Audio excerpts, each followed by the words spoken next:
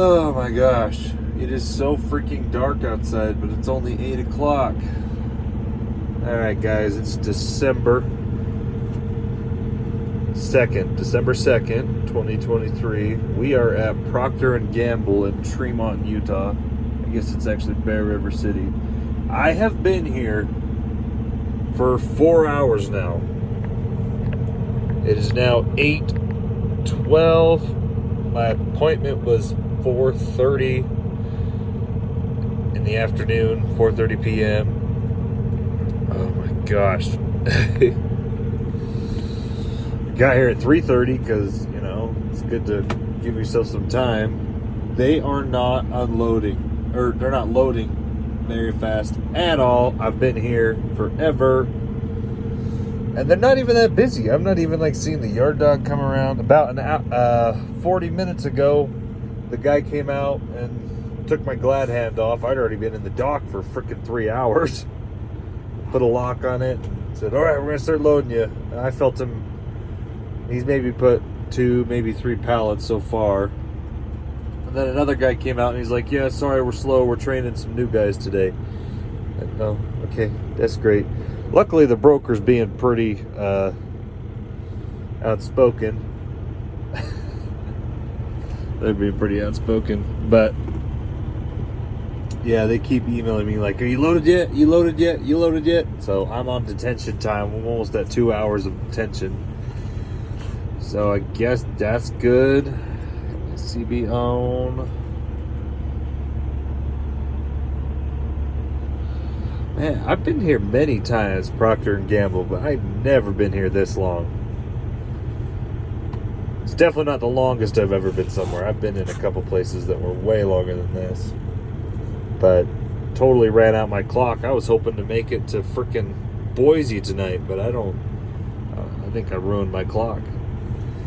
Anyways, it's freaking cold. It was snowing this morning. It's my thermometer's saying it's 35 degrees now. So most of the snow's melted, at least here in the truck yard. But I don't know. Oh, no way. My light just went green. Heck yeah, bro. It's really dark. Let me turn on that. Does that work? Turn on this one. There you go.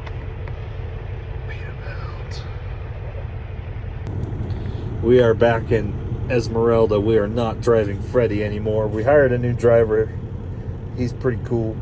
But I'm not driving enough. I'm only taking like 1 load a week. So we got Freddy. That's the new Freightliner truck we have. But it's got a 600,000 mile engine warranty that expires in 3 years. So I put another driver in there, and he's doing about 3,500 miles a week. So we're going to try and use up that warranty while we still have it, because it expires really fast from Freightliner. So I'm back in Esmeralda. Esmeralda's doing very good. Very good. Not very good gas mileage because I got the big 500 horsepower engine, but a lot more comfortable. I got my 13 speed. I go up hills like it's no problem. There's my garbage, my jacket. I did put an inverter in this truck finally. I've got the fridge. I have an inverter. Oh, idle shut down. No. All you gotta do is turn your cruise control on and off, and turn your idle control off. But yeah, I'm back in my favorite truck, my Blue Beauty Esmeralda. And we're going up to Washington hauling toilet paper rolls and paper towels from Procter & Gamble. Stay warm, guys. I may have gotten too hasty. He's still got my lock on, so I can't pull out yet. So I really want to go. I'm freaking hungry. I haven't eaten yet. All right, finally.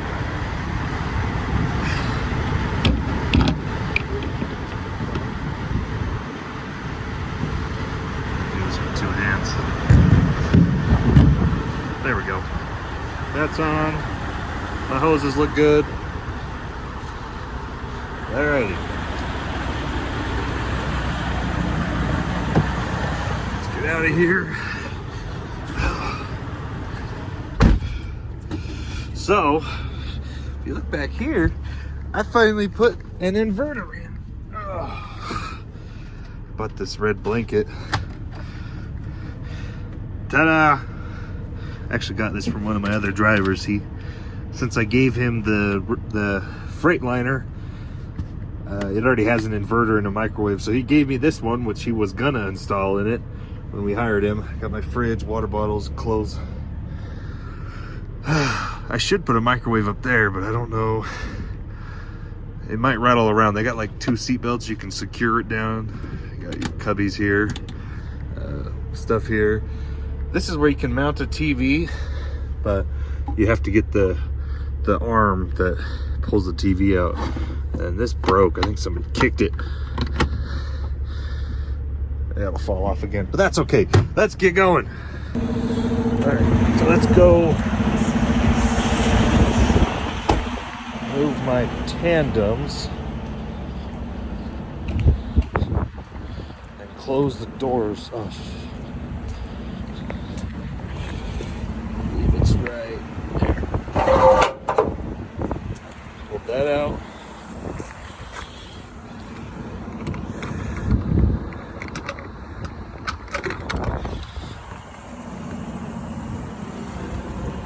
Ooh, here's my seal. That's not a seal. There's my seal. See it?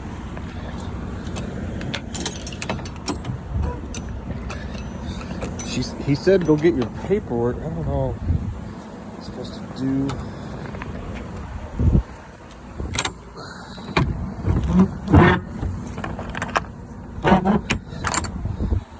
Close this door.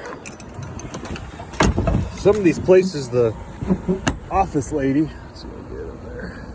Yeah, dude. Some of these places, the office lady, they want to check inside the trailer.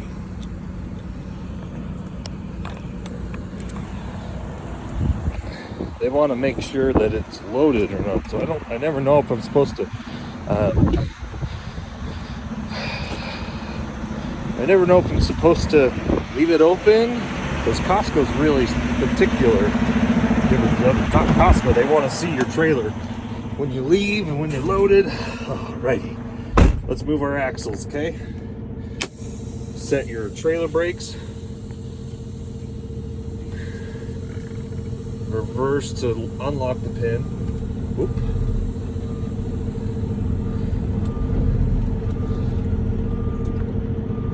Whoop. Okay, so we're all the way forward. Just a little bit. That should be good. Also, I don't know if you can hear that or not, but my air suspension is raising to compensate for the trailer axles being further forward. Knock that back. Run back up here. Now we're supposed to lock it, and we have 4 pins that will hold my axles in place. Just a little tutorial for people who've never moved axles before.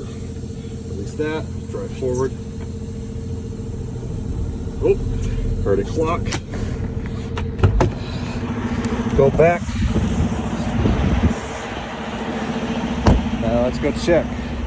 Sorry, you might be a little bit dizzy, but this needs to be done because I've got a lot of people that have tried to drive for me that don't know how to do this.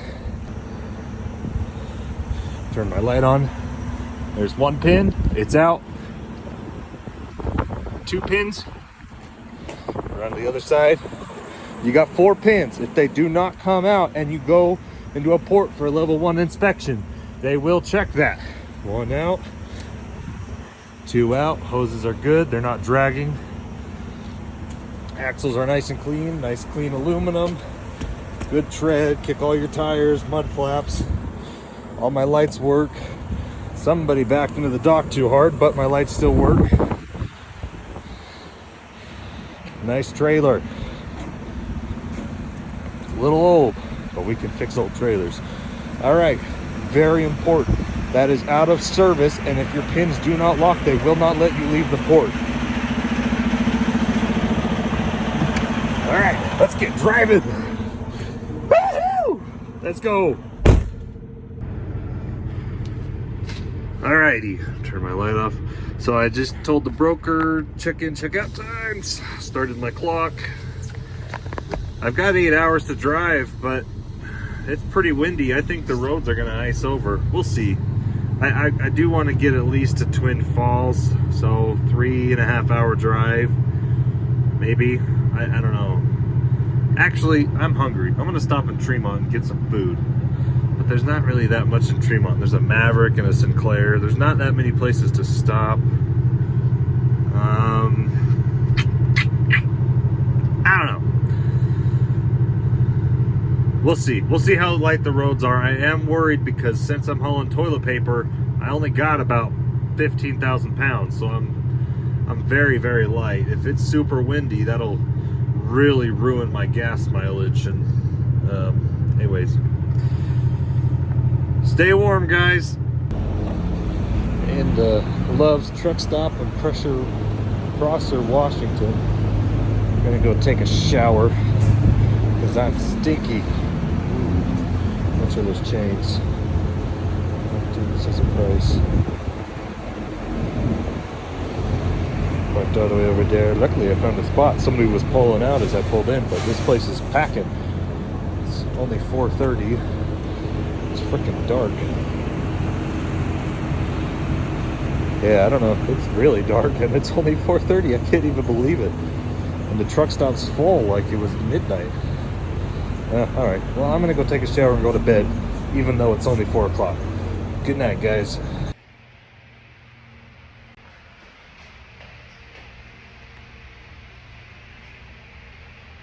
Gotta be quiet. It really echoes in here. Got a fan. Toilet. You know, if you ever need to just poop, just come get a shower yourself. Not a shower, actually. That is one thing about Love's. They got really nice showers. So I don't know how Love's does it. They don't ticket people for parking here. Parking outside of stalls, at least I don't think so. But like, look, there's no freaking parking here. But people just, as the day goes on, people just park wherever. So props to freaking Love's Truck Stop. There's no parking over there either, but it's a big enough lot that people just start parking wherever they want. So kind of dangerous, but somehow they get away with it. We're gonna roll out. Oh gosh, it's kind of cold. Got the truck warming itself up. I just gotta check the tires and then we'll go. But yeah, there's no parking over there. People just park wherever they want. So I don't know. Let's go.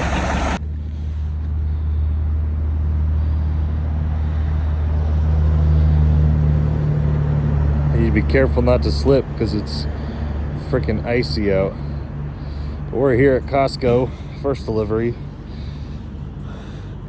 It was really foggy this morning. Oh wow, my breath is really warm.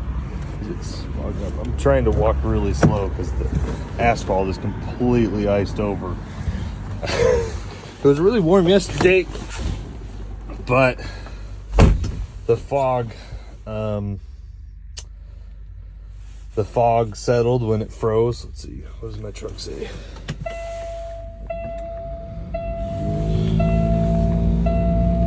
The thermometer should pop up. 33, okay. 7:29 a.m. Sunset. That was my weather channel. Turn this down. Yeah, I didn't feel that bad on the freeway. But, yeah, there's a Swift guy at the dock. As soon as I got out of my truck to go check in at the Costco, I totally biffed it on the asphalt. Just fell on my ass. And the Swift guy back there just busted out laughing. His window was down and I could hear him because my truck was off. So I felt really, really dumb.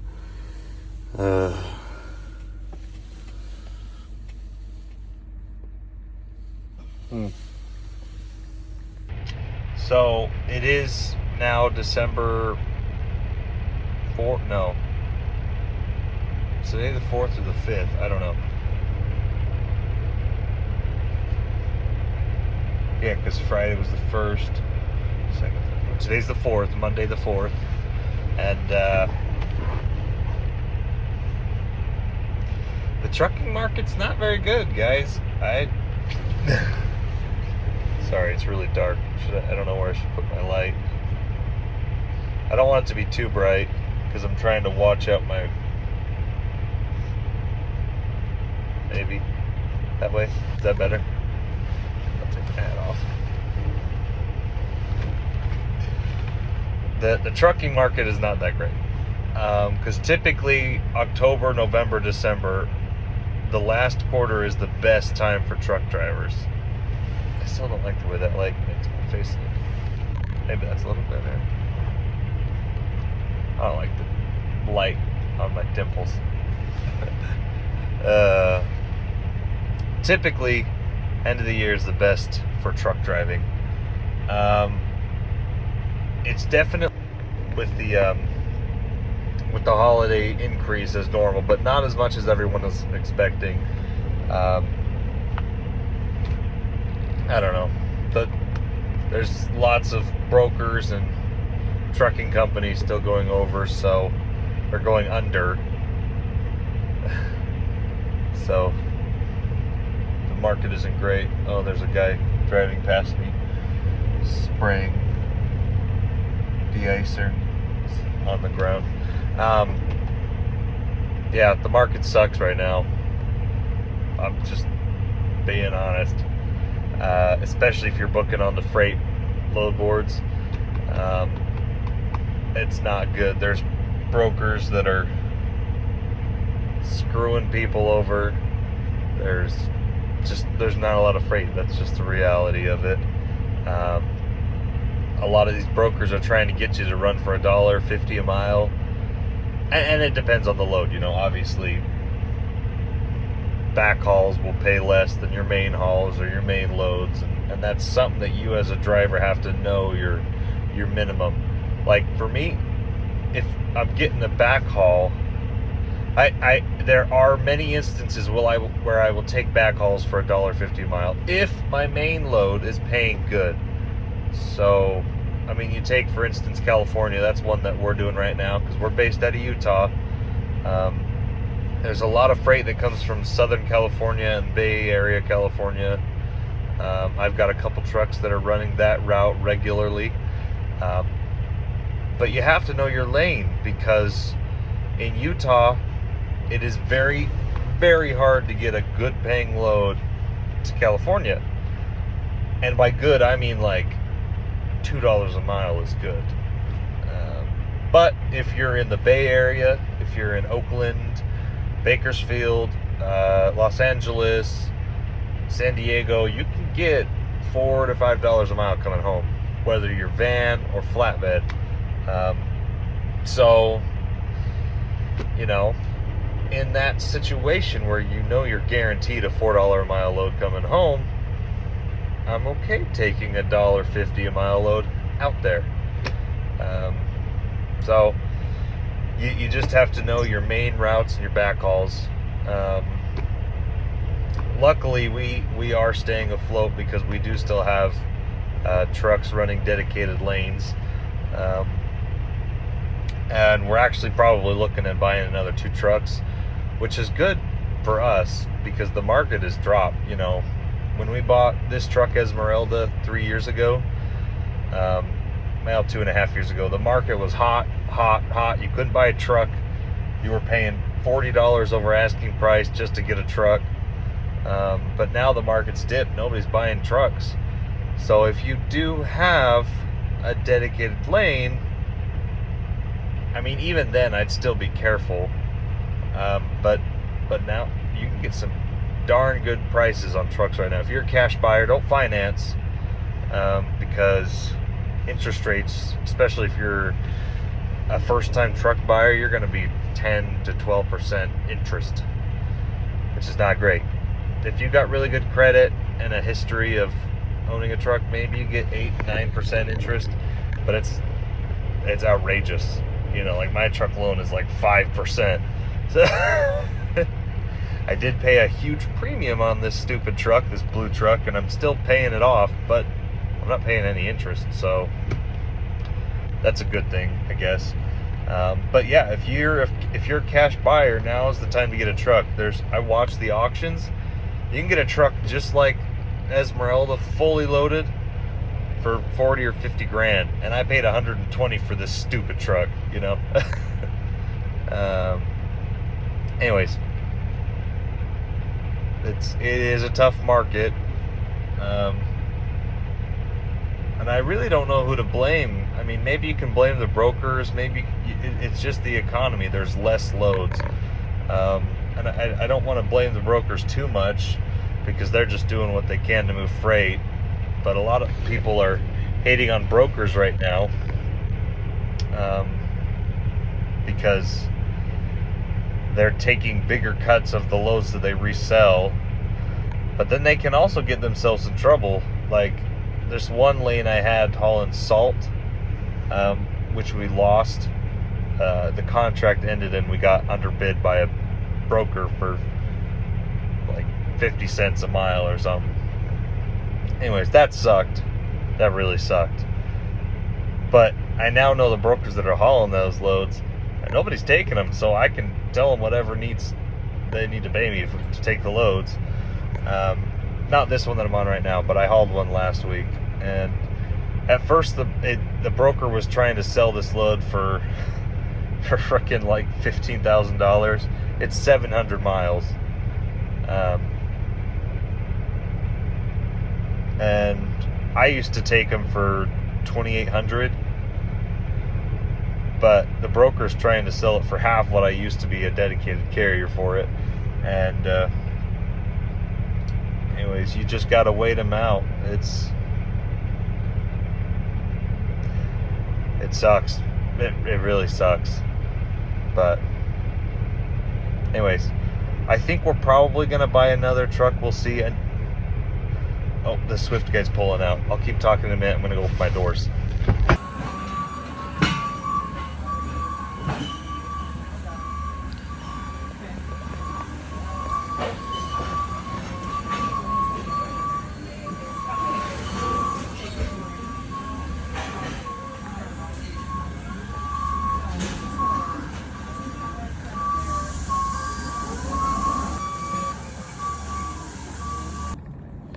That was wicked fast. He unloaded me in like 2 minutes. Alrighty. Let's go to the next drop. Alright, so we are headed to Wenatchee, Washington for our second delivery of this Costco Procter & Gamble load. I've actually done this load a few times before, and many of my other drivers have done it. It's a good load because it doesn't weigh very much. Typically, like in the summer months, that would be good if it doesn't weigh very much. But right now, I kind of wish I was heavier because the road is very slick. I'm literally going 10 miles under the speed limit. No, I'm not. I am going the speed limit. Shoot. Maybe I should slow down. But the roads are super slick, but people are blazing past me still. But yeah, my hip is starting to hurt a little bit. I think I might have bruised my side when I biffed it in that last Costco's parking lot. Maybe I should sue them, and then I won't have to do trucking videos anymore, or go trucking at all. Just kidding. I wouldn't do that. But yeah, we're heading up to Wenatchee. This is a good load, I guess. And then I'm headed over to our dedicated account to get a load home. Let me shift up. There we go. Top gear.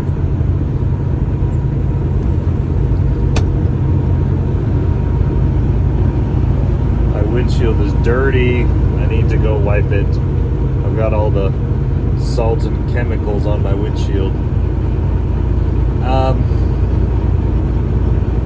I mean, maybe I should talk about this more when I get up there to the drop facility when I'm not driving. But I kind of wanted to continue my conversation. What I was trying to say is, even though the market is bad, there is still potential to make it. Now, I don't know if this going to Washington route is for most people. I wouldn't come to Washington if it wasn't for the dedicated accounts we have bringing loads home from Washington. But you just have to know your lane. If you live in Utah, where I'm from, going to California is almost always a safe bet if your truck is California compliant. You need a newer truck, though, one that has emissions. But wherever you are, it is still possible.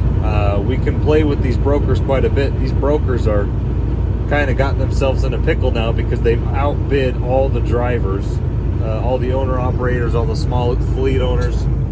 They've outbid us all on our dedicated lane. As I can attest to this because I lost one of my dedicated lanes when it came up for rebid because they underbid me by, I think 70 cents a mile. I don't know exactly how much, but the account manager, when I got outbid by by this new broker, which it's actually not that bad of a brokerage. We've used them before, but it always kind of leaves a sour taste in your mouth because we were doing these salt loads to Washington, 10 to 13 loads a week, depending on how much they ordered. And we were making $4 a mile coming up to Washington, and we just lost it overnight.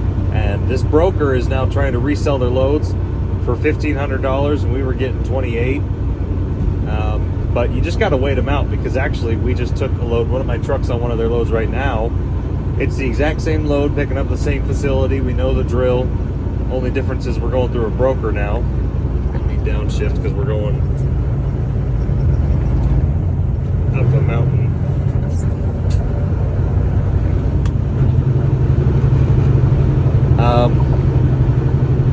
So I was waiting out this broker, and I called the broker early in the morning. The pickup appointment was at like 3 in the afternoon, and I think they were just holding out hope that somebody would take the stupid load for nothing, $2 a mile, which is definitely not worth it going to Washington, especially Spokane. So that's where the load was going, was Spokane, Washington, which Spokane, that's a beautiful drive, but not if you're in a truck, because you're going down Coeur d'Alene Pass from Montana to Idaho to Washington.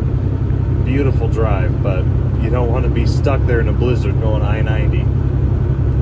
So actually we're going to get on I-90 in a minute because we're going north from Yakima. Anyways, I was waiting this broker out because I'm like, I'm not going to take it for $1,500. That's ridiculous. I'm not going to take a load for less than $2 a mile, fully loaded, 45,000 pounds over a mountain pass where I'm only going to get 6 miles to the gallon for $2 a mile. I'm not going to do that. So I gave him a good bid. I bid $2,200, which was still less than I used to haul these loads for,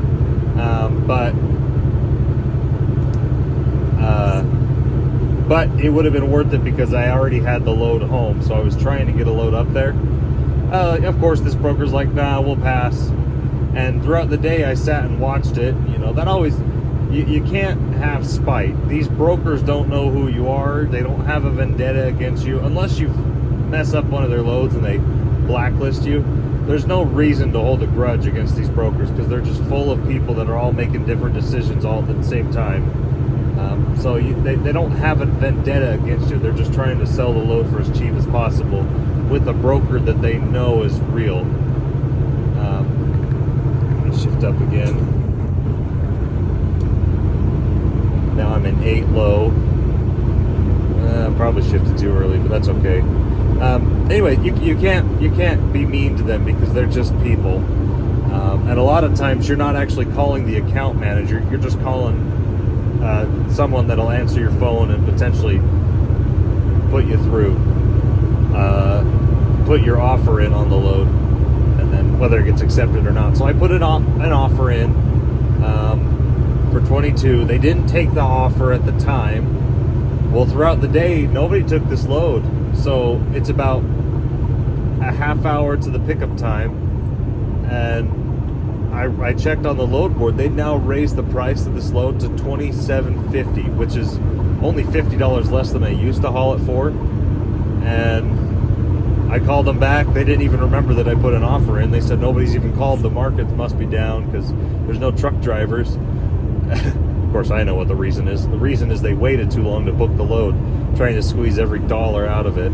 Anyways, so we got the load for as much as I did back then. And this load, this paper load, or the paper towel load that I'm doing at Costco. Oh, I probably need to slow down. It's pretty icy, and I'm going down a mountain. This paper load that I'm doing, I'm actually getting it for the same rate that I used to do it a year ago. I think actually my first video, my first trucking vlog was me doing this load, probably driving over this same pass. But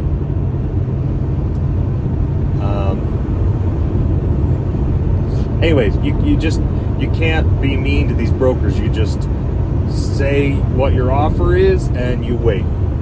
The market is readjusting itself.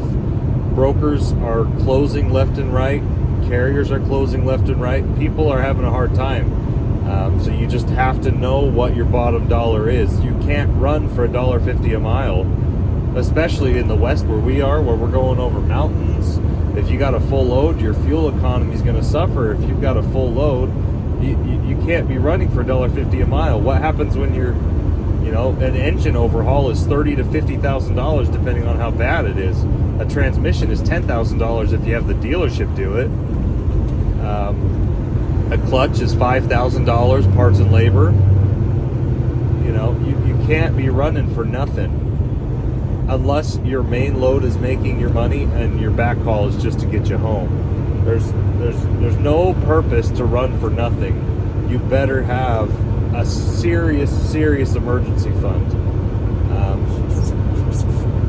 Anyways, don't run for nothing. You can still get pretty good rates right now, even in the spot market today. We'll see how it works out. It seems like the market may dip again after Christmas, but we'll see. I think enough brokers have gone out of it, or enough carriers have gone out of business that it actually might stabilize, but we'll see. January and February and March, it's always the slowest quarter of the year. So we'll see what happens. But I'm still booking loads for as much as I was booking them for 2 years ago. So just stick to your guns. If somebody else takes the load for less, just know they won't stick around much longer, and you'll get the load for less in the future, or for more in the future, if you hold your ground. Because other people can't run for nothing, and they're gonna go belly up eventually. So you have to maintain yourself. But we got some good things coming at the company, and I'll talk to them more when we're at Costco and I'm not driving on an icy road. All right, we're here at the Costco in East Wenatchee. That was a fun little drive over the icy mountain this morning. Wow, it was actually kind of scary. I saw like 3 cars off the road. The roads were pretty slick. I've kind of started to notice that I have way too many hats in this truck. And this isn't even all my hats. I've got more hats in my personal car. But let's see. I kind of want to wear this one. This one's kind of cool.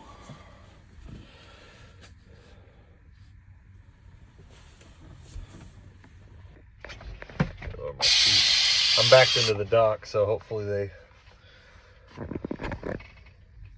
start. Oh, yep, he just locked me in. Sweet. Anyways, what I was trying to say earlier is you can still make money in trucking, but it is very difficult to use the spot market. You have to have a direct customer. A year ago, it would have been easy to just say you can just book loads on the spot market, work through brokers all the time, but you can't do that anymore because these brokers are ruthless, and they're only going to start paying up if they think nobody wants their loads. So you just got to stick to your guns and do it. But I mean, we're probably looking to buy 2 more trucks, and now's a good time to buy. Trucks are very cheap, cheaper than they've been for 4 years. So if you know what you're looking for, then go for it if you've got a good dedicated lane. But even then, because you need a commitment, you need some sort of reassurance. Anyways, sorry, I had to cut the video because the forklift guy came and I forgot to check my wheels. You just need some sort of reassurance, because even us, some of my dedicated lanes, we lost them. So you need a backup in case, don't go buy a $300,000 truck and trailer if you aren't guaranteed freight. Even if that means your dedicated lane goes under, because that's really what happened to me. I had a dedicated lane for 3 of my trucks. They were running salt to Washington, and we just lost the lane right out from under us. Now, I knew it was coming because the load was coming up for rebid. And even when I rebid it, I knocked 10 cents off of my bid, 10 cents a mile, and I still lost it, because these brokers will just underbid you and try to sell the load to somebody who doesn't know the lane, somebody that doesn't know what's going on. You just